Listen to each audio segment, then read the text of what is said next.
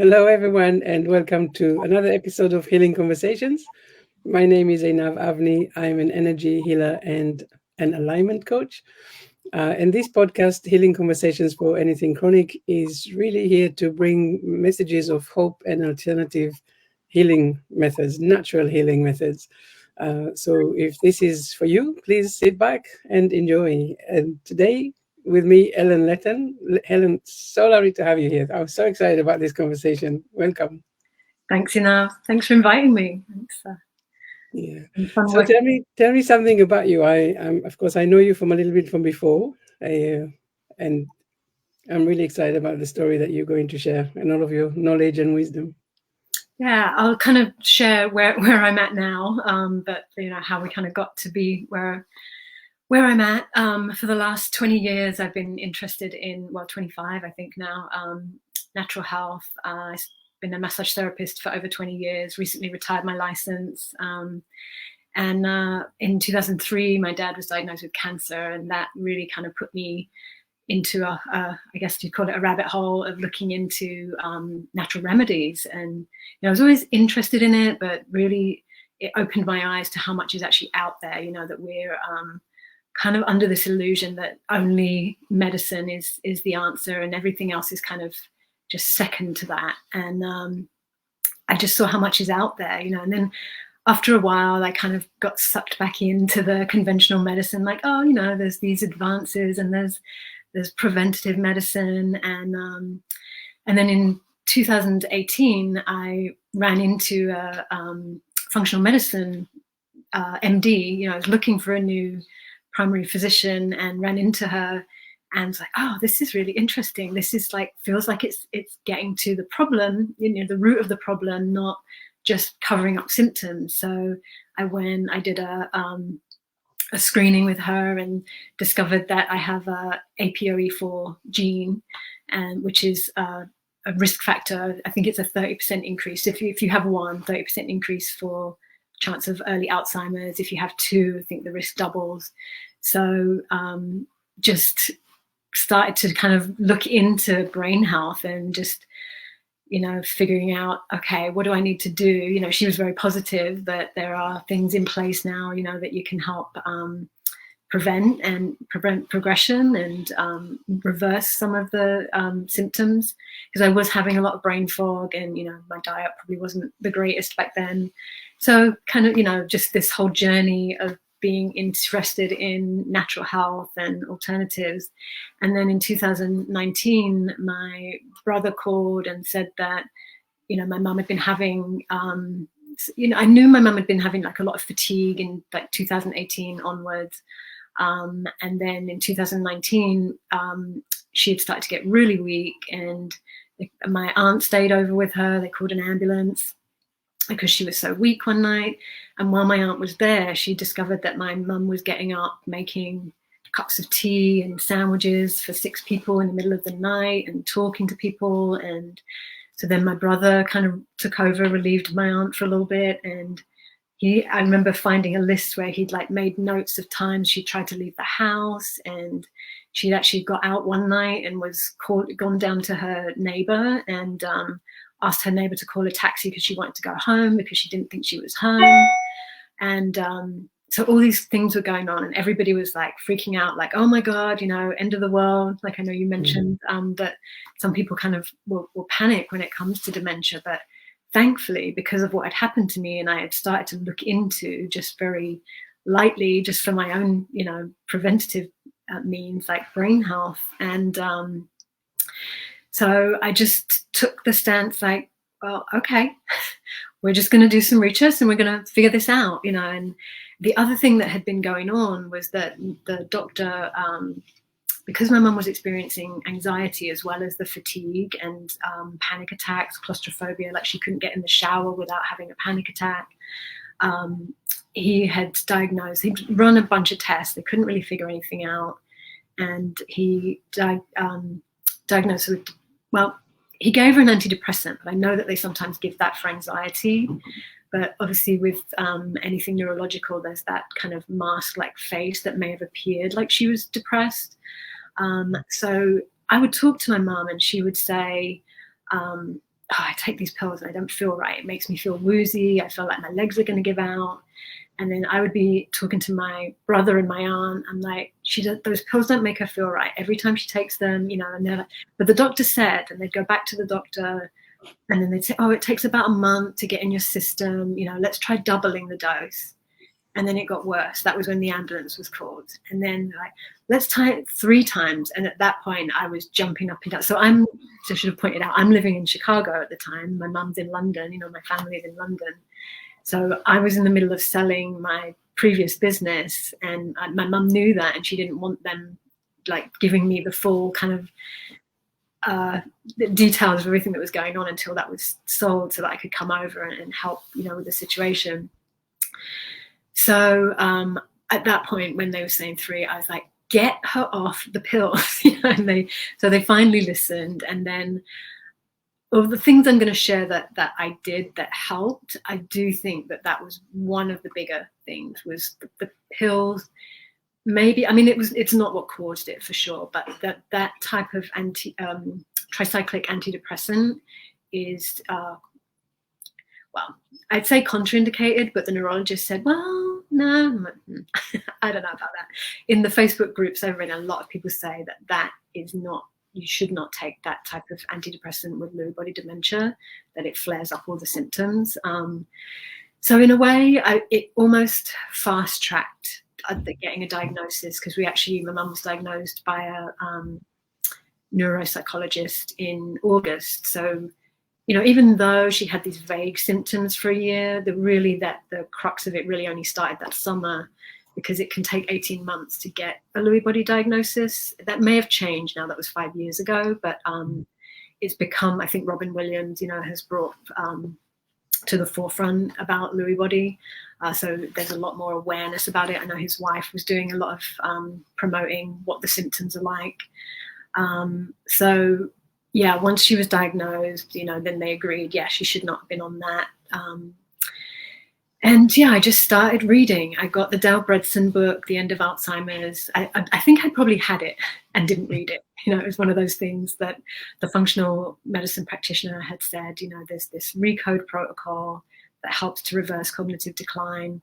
So I had that book. I signed up for Mark Hyman, Broken Brain. And there was any kind of mini series, summit about brain health, I would download it and watch it, and then research who was talking about, actually reversing, because a lot of them were just talking about arresting the progression. And I thought, well, that's not good enough for me, because I don't want to keep going with this, what's happening. So when I got to stay with my mum, and my brother went home for a break, and in the middle of the night, she would get up. And I've since learned this is really common with dementia, of picking at the bedclothes. And of course, she had a duvet cover that was white with little rosebuds. So she's picking at the flowers. And all right, plain duvet. And then, the restless leg thing, she couldn't stay covered. She couldn't stay uncovered. Then she would get up, and I'd find her in the middle of the night, taking the pillowcase off and putting hangers in the pillowcase, and she'd be in the bathroom brushing her teeth, or I thought she was brushing her teeth, and then I'd find she'd have the toothbrush, and there was just toothbrush just didn't stop, kept going down her arm. And she has a separate bathroom and toilet, and she would forget that the toilet was she would go into the bathroom and couldn't figure out where the toilet was. I would see the room I was staying in. There was a little night light in the hallway, so I could see. My brother alerted me to this, that you'll see if she's coming down the hall, and you could see the shadow. And I'd get up and look, and she'd be coming down the hall with a pillow under her arm. And I'd be like, well, where are you going? And she'd just turn around and go back to bed. And then other nights she'd come and she'd get into bed with me because someone was in her bed. Just all kinds of crazy things going on. And so I really leaned into some Facebook support groups at that time, and got so much more help from people who were going through it than what the medical staff could give you. I guess they just, I don't know, they know it clinically, but they don't know it to live it, so. So just dealing with all that, and then spending like every day trying to research. So eventually I found a functional nutrition practitioner in London, worked with him.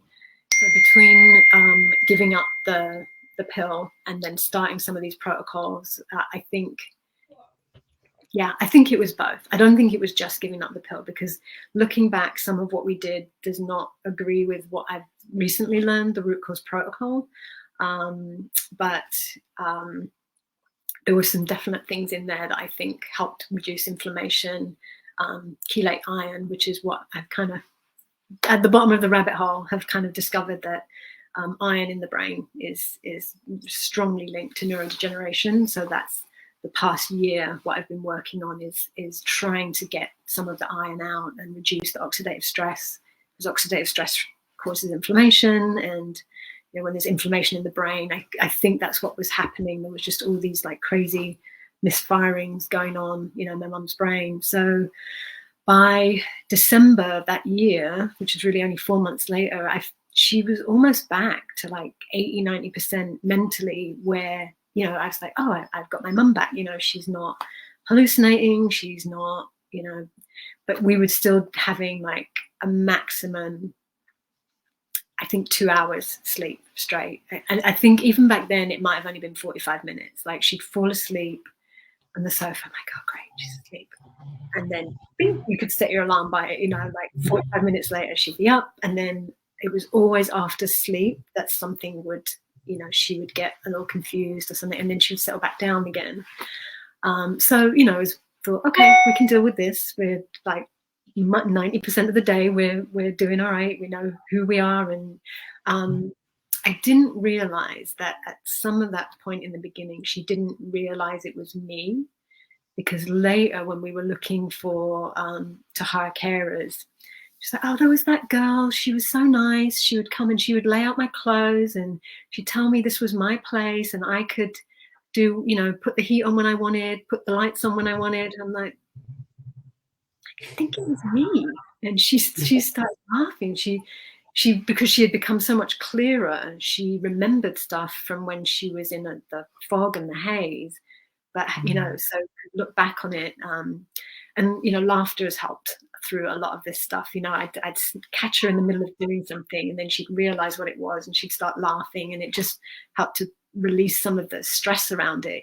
We just not make fun of it, but make light of it, but just try to take away that gravity around, because I've just never given into the idea that you have to, you have to give into it. Like, I just feel like there's always something you can do. And I've been spinning plates for 5 years now, plugging holes in the boat, trying to figure out what it is. And, I wish I'd discovered the root cause protocol a little bit sooner, because I feel like it gives you kind of a cohesive strategy and protocol, whereas before it felt like I was throwing spaghetti at the wall and seeing like, okay, that helped, that didn't. And the other thing too is like because I wasn't living there, I've only, I'm still kind of going back and forth. And this past year, because of the physical symptoms of my mum, I've been back a lot more. But yeah, I would have a limited amount of time. I'd have about a month. So I didn't have time to like, okay, let's see if this works. And then let's see if this works, So I just threw everything at it. So it was hard to know what worked and what didn't in the beginning. But just listening to everything that you just said, that you just told us, it's, first of all, it's the length of how long it takes to get diagnosed, and in between having all of these, the doctors not even, not even thinking, hey, maybe there's something that is contradicting. Maybe there is something else beyond just depression. It's well, I don't know. It's very, to me, it feels very alarming. I mean, anyway, I'm feeling very alarmed by the ease of giving antidepressants and stuff for people, but to also look at some of the symptoms and not recognizing that maybe they are contributing to that is very, very alarming. But I know other people that have, other people that have people suffering from dementia, and really it's so easy to get so caught up in like we said, the fear, the end of the world kind of feeling, you know, it's all doom and gloom from here, basically. And I'm so impressed with your attitude. Yes, you know, you had an inclination beforehand, like you said, and also the help of the what do you call it, the functional practitioner. This was, it feels like such a good thing, because most people really don't have someone that is supportive, that understands, that actually, you know, you don't have to go down the traditional medicine to well, I can't even say heal, but yeah, just don't have to go down that route. And I find it really frustrating that you're obviously, highly intelligent to do a to become a MD or a neurologist even that we're working with, but yet they can be so close-minded because it's Morley from the root cause protocol says not known because not looked for. It's like they don't know what they don't know, and because the time and money and effort invested in becoming an MD or a neurologist or specialist, I think it would be very hard to accept that you weren't taught everything there is to know about your field, and it's just really started to blow my mind when I looked at minerals and, to make acetylcholine, which is a big neurotransmitter that's missing in or can't get through in Lewy body dementia. But there are minerals and enzymes that are required to create that neurotransmitter and for it to be, uptaken by another neuron. And how does someone so bright as a neurologist not see that if you don't have the building blocks and you don't have the enzymes, pushing a drug, because they would want my mum to take levodopa as her mobility started to decline. And I resisted it for a long time because I thought, well, let's try a natural form of levodopa. But whether it was in the end, I think we tried it for 3 weeks and didn't see any improvement in her mobility. But I realize now what it did was increase her anxiety, which then increases the confusion. The minute she gets anxious, she gets more confused. And I was saying it, and I was kind of going to battle every time we go to the appointment because that was the only thing they'd wanted to do was levodopa. So finally we got referred to a specialist in levodopa, and he didn't diagnose, but he did some tests and said they're highly indicative that she also has something called progressive supranuclear palsy, which is in the Parkinson's family. Lewy body is as well, but this relates more to physical symptoms because she, as her physical mobility started to decline, she would do this where she would fall backwards, and she's very rigid and can't open her hands, and there were problems with eye movement, like she would have trouble looking down. And he said that is not helped by levodopa because it's to do with dopamine uptake. So if you keep pushing more dopamine and you can't uptake it, and that was kind of what I had surmised, like obviously she's not able to use this because her movement's not improving and she's getting more confused, But like it took me going to a high up neurologist specialist to get an answer that I kept trying to say. It's obvious it's not working, The other thing too that is frustrating, and I think is why we're in the state we're in with dementia, is they've been spending 20 years to develop an Alzheimer drug because they've been looking in the wrong place. They're trying to get rid of the amyloid plaque when what is now become evident with research is that amyloid plaque is the result of the inflammation, and it's the body trying to protect, the way that cholesterol is not the problem, cholesterol is the result. It blows my mind because natural, anyone who's interested in natural health is always like, yeah, but correlation is not causation. And it's exactly what they've been doing all along, and then accusing us of it, It's so interesting for me to listen to, because you obviously understand things that a lot of the people, if I had to deal with any of this, I feel like I wouldn't know where to begin. And it's so nice to actually hear that, even though, obviously you don't know everything, but you know where to look for the answer, what you want to investigate next. So it's so encouraging. But I was just wondering, because I know that we were talking about the topic of the conversation: can you really heal a neurodegenerative condition? And so far, we mostly mentioned dementia and a little bit of Alzheimer. But I wanted to ask, without obviously talking about the root cause protocol yet, is it would someone would it, is it the same kind of treatment for all of these things, or not treatment but approach for all of these things, or does it matter what kind of dementia you have, or Yeah, well, according to the root cause protocol, I would say, yeah, it's mineral. Everything is mineral dysregulation from, lack of nutrients in our diet, specifically copper. It's just over the last 70 years, it's been decimated from our foods, our soil. Glyphosate, is like a magnet for copper. So even if there was copper in the soil, if there's glyphosate, you're not able to uptake the copper because it's bound to glyphosate. And then all the things that we have been doing, and this is where I'm so sad about functional medicine, is because it really, I feel like it did help.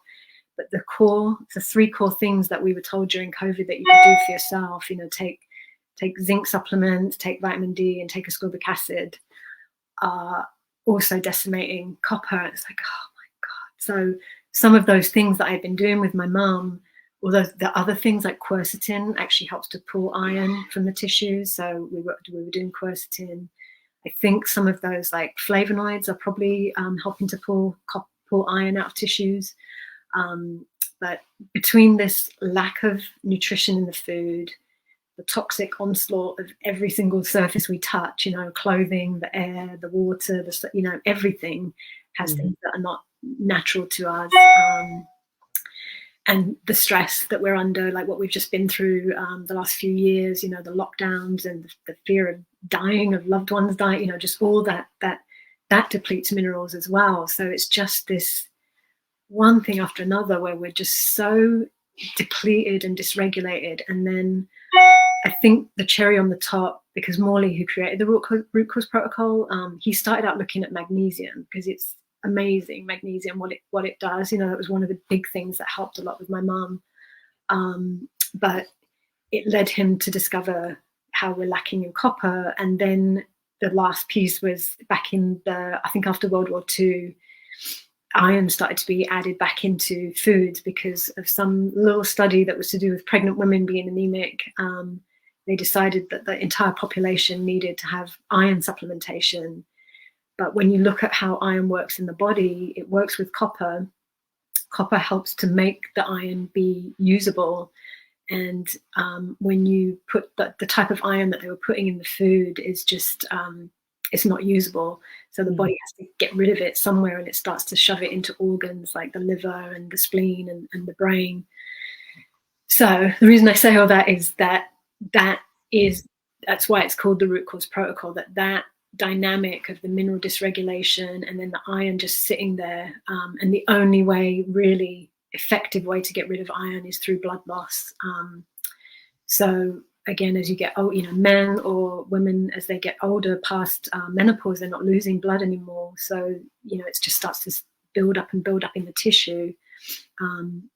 Because and you hear of transfusions and iron supplements, and you really only need 1 milligram of iron a day because we've got this recycling system to use it. So in that sense, yeah, the philosophy is that if you just can balance all the minerals again, and it reminds me of homeopathy, I think, which is why I love it so much, that it just balance the body, get out of the way, and let the body's innate wisdom heal, no matter what it is. Even anemia, because what the issue with anemia is the iron is just not in the blood where it needs to be, in the hemoglobin. It's stuck in the tissues and it can't get out because there isn't copper to get it out of the tissues. So yeah, I know you didn't want to talk about root cause protocol yet, but that's it's just fascinating because it's mind blowing, and and you obviously get it. So I'm very pleased about that.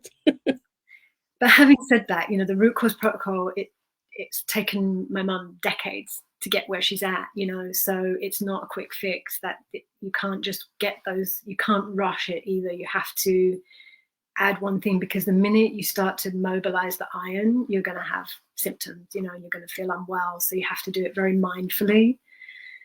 So then what I think we need to do with the elderly crowd is have some crutches, things like that are known, that I learned about through functional medicine, like Dr. Mary Newport, her husband had Alzheimer's, and so Alzheimer's is pretty much acknowledged that it's type 3 diabetes now, that the insulin can't get into to produce energy in the brain. So there's this lack of energy, which is what the root cause protocol is all about, is helping the mitochondria generate energy.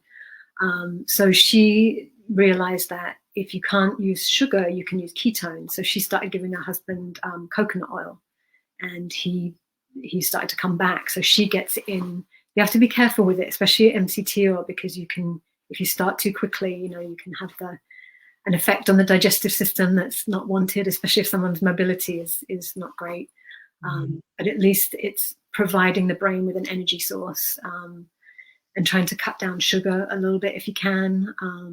Some other things that are out there are the 40 hertz frequency. There's research showing that that helped reverse Alzheimer's in poor mice that are given Alzheimer's, and then they do tests, to show it works. But the sound and the light frequency of 40 hertz is helpful.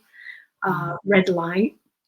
My mum does not like the bright red light. I've had a real challenge with that, and I even had the red light helmet, which has been helpful for some people with Parkinson's, but it got too hot. So another thing I've just recently learned about that I'm using is something called a iTerra wand, and it's the terahertz frequency, which is the next frequency down from infrared.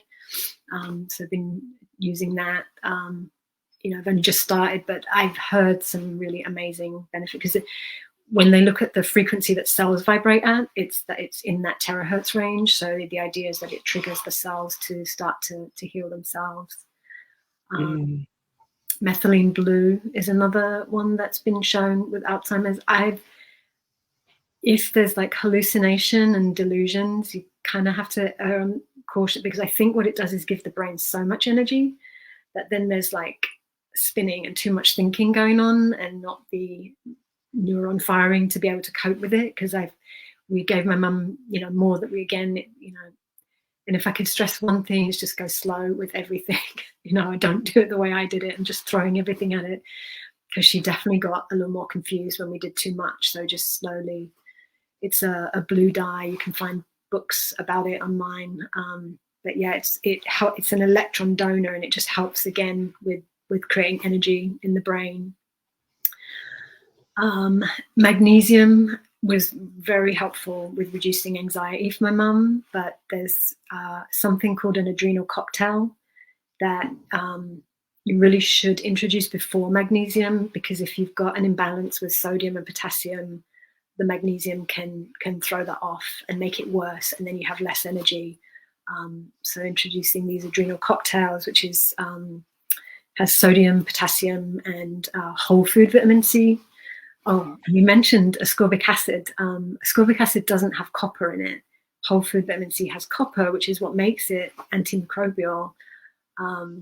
So that drink, and then slowly adding in magnesium topically. My mum would have like restless legs and numbness and tingling, and she would pace about because she couldn't stop this numbness and tingling. And then you could see the muscles in her legs contracting. So just adding the magnesium was really helpful with that. And if you don't have enough magnesium, it creates anxiety.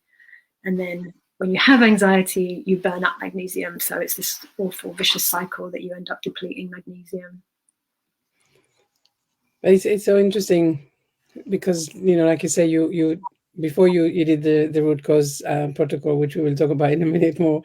You say it was trial and error, right? You had an idea, you researched something, you decided to try it, and it's so amazing, because you had all of these different things to try. And I'm thinking, especially comparing to people that they don't know, and so they really stay in that place of thinking, that's it. It's just a normal, case of things getting worse and worse and worse until that's it. And I'm really excited that you keep on trying things. You understand things, of course, a lot more than before, but you're building on top of everything else that you've already tried, and it's it's so incredible. It's so incredible and so inspiring, I think.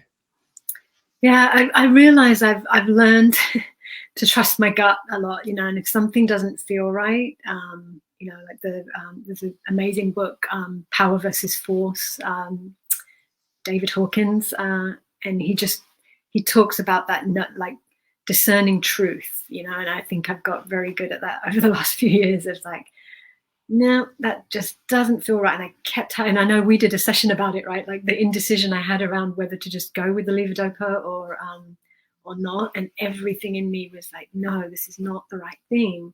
So I've learned to trust that a little bit more, and just trust that the doctors don't know everything.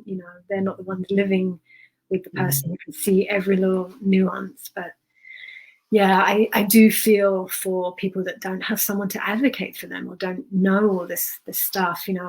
My life path just kind of led me up to being in the perfect situation to help my mum with this condition. Yeah. And I know you asked about neurodegeneration, Parkinson's in general. So yeah, once we kind of settled her down mentally, and then I saw the physical decline, I was like, okay, well, all right, so we've sorted out dementia. I don't mean sorted it out, but we're like, okay, I feel like we can manage the dementia, but what about Parkinson's? That seems like it's terrible. What are we going to do about that? And then, yeah, you find people that are all the time healing themselves from Parkinson's. And this is where I ran into a little bit of a roadblock, because the people who were healed were really adamant for themselves. They worked on their own emotional blockages. They truly believed that they could get better, by the work they've done. So when you're working with someone else, that's a little bit more of a challenge, because you have to get them to believe it. And I think my mum did, but then as the physical symptoms started to get worse, she got, bought into the like, oh, this is the end, so it's been a constant battle to keep her positive and keep her, believing that we can do something, because it's taking me a few years to scrabble together and figure it all out, and then in that time, like, her physical symptoms declined a little bit. So, but yeah, she, last, when was it? About July last year, it got to the point, like, I was so glad my husband was there and he took a video. The two people were moving her, and so it was me in the part. But then when I look at the video, she looked like someone that you were bringing to the edge of a building. And that's when I realized, like, oh my God, this is another anxiety-induced thing. She's afraid she's going to fall. So then it's a self-fulfilling prophecy. She can't walk because she's afraid she's going to fall. So a few things that kind of turn it around. We discovered this walker called a U-step walker that's very stable. You get in it and you can't fall. And then she was off. We were out walking her, and then we walked too far and she got a sore foot. So it set us back a few days because she got too excited about walking again. And yeah, like now I can walk with her again, just holding on one arm. And sometimes she uses a stick. Sometimes she just walks right past the stick and we walk.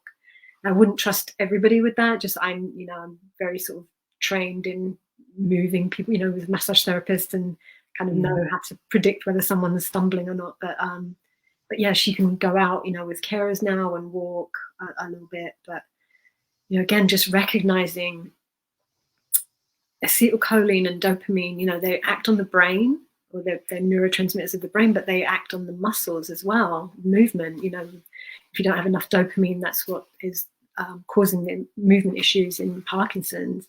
But yet dopamine is such a strong, it's so important in reward. And so I finally realized, like, oh, this is the mind-body connection. It's the neurotransmitters between, what we think and what happens in the brain and what actually happens physically. So it just is. And again, I left it too late because I didn't know how to deal with it.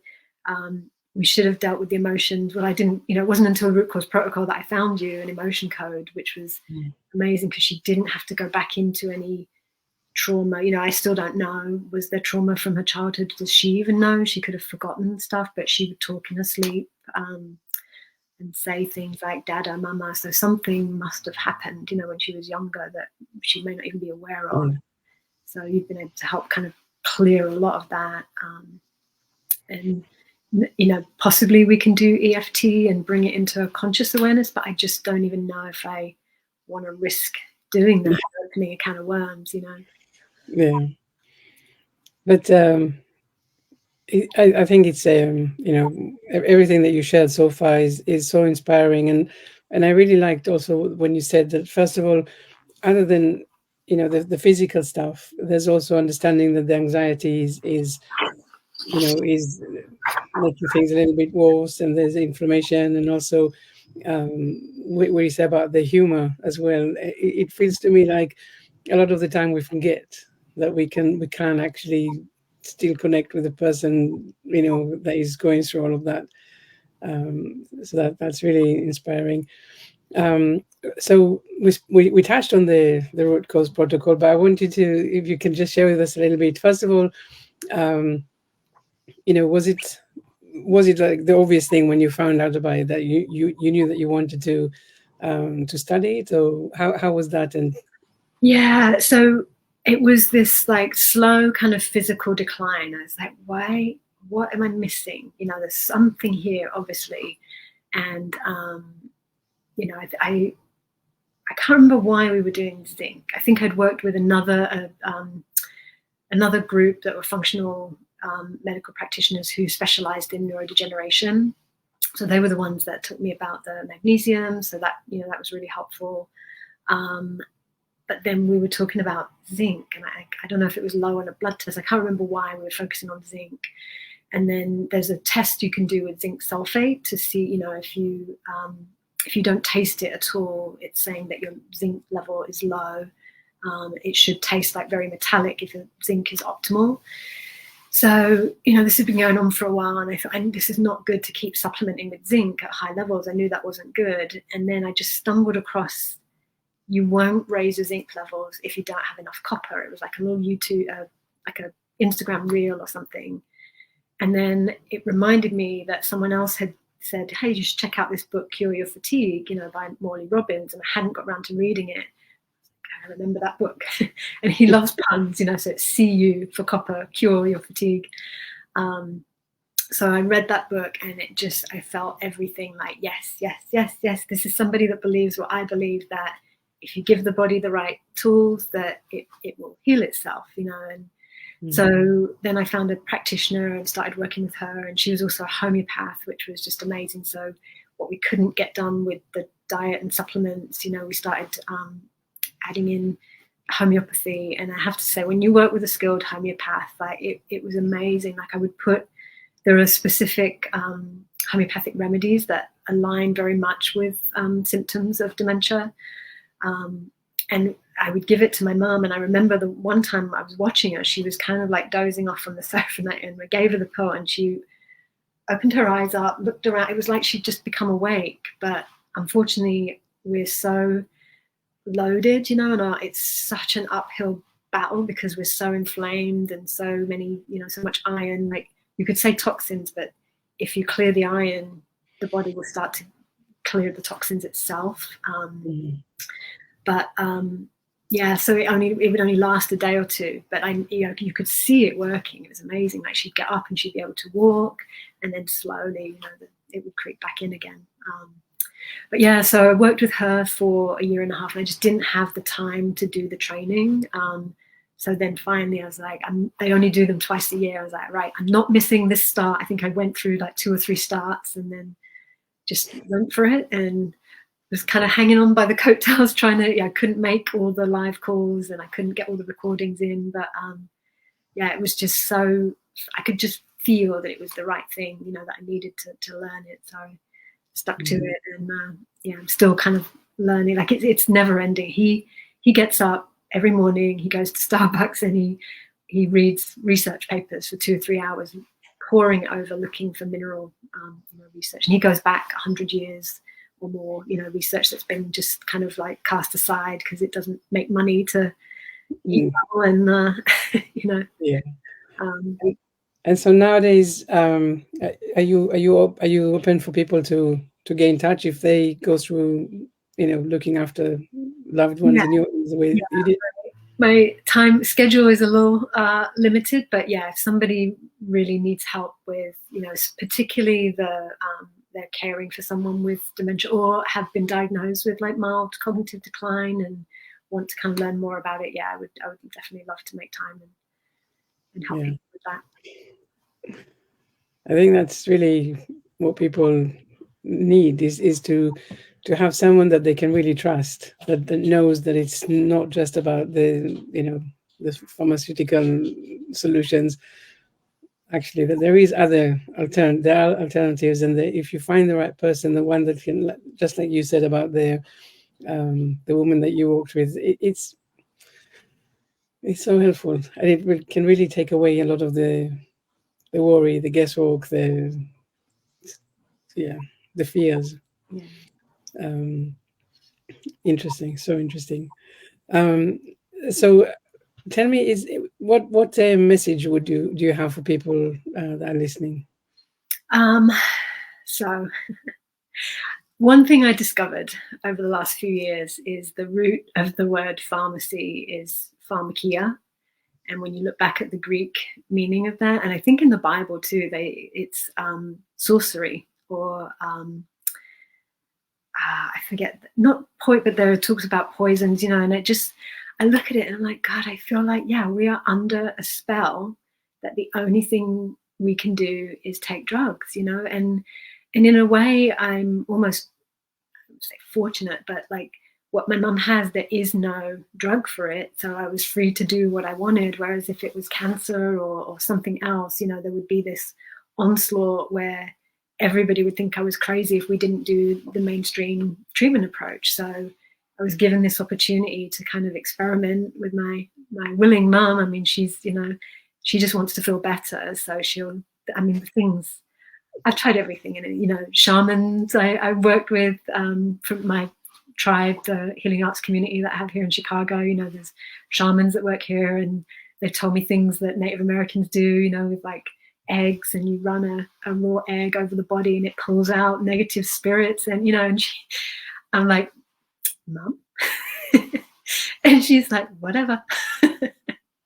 So I think it's just, you just have to be willing to realize that there is more out there and stay positive, and it's not what we've been told. That's the way that makes money. So of course it gets all the weight, but there are other ways that people have been doing for centuries that work, and we've got more drugs now than we've ever had, and we've got more illness now than we've ever had. So correlation or causation, I don't know. Yeah, it's actually, that sentence keeps coming up everywhere I look. It's exactly that. We have more medicine these days, but we still have more illnesses, and the illnesses are just more and more chronic and more debilitating and more problems. Why Because the money is not in the right place. That's why. And the other thing too, when the doctors are trying to push something, and I just, for everything lately, it comes across like lockdowns and all the measures that were taken during COVID, like at what cost, like all these green measures that are going on in London and Chicago right now, and it's just messing up the whole ecosystem of the city. And it's like just this one not little benefit. Obviously, there's benefits to supporting cyclists, but messing up an entire city, it's like just all these things. Like we never look at the collateral damage of the one thing that we think is the good idea until it's too late, Yeah. Before we say goodbye, I just wonder, is there anything that I forgot to ask or missed asking that you think is really important to mention? I just looking at so many things that I've tried over the years. I just want to see if there's anything. I just want to mention, like, I came up with a couple of little like acronyms and like 3 things that I think are really important to address early on that are, seem to be just part of neurodegeneration is anxiety, the ABCs, right? Anxiety, bedtime, like the sundowning, the insomnia, like anxiety that comes with nighttime, and constipation. Like constipation is so connected, and I think it's probably the vagus nerve because there's the gut brain connection, and if you don't address constipation, and it's probably what's been causing a lot of neurodegeneration, that there's undiagnosed constipation. So I just wanted to make sure that everybody's aware, because I didn't realize that it was also that anxiety was a big piece of Parkinson's as well. I thought that was just specific to Lewy body. So obviously that whole thing, the ABC, anxiety, bedtime, and constipation, are really important to try and address the symptoms, at least just lower those symptoms, and then it makes everything a little bit easier if you can address those first. Yeah. ABC. Bedtime. It's a little kind of tweak to fit in, but yeah, the nighttime stuff.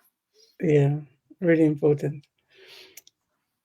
Ellen, thank you so much for being here with us today and sharing some of your wisdom and everything, or a lot of what you tried with your mom, and really for bringing in that message of there's things you can do.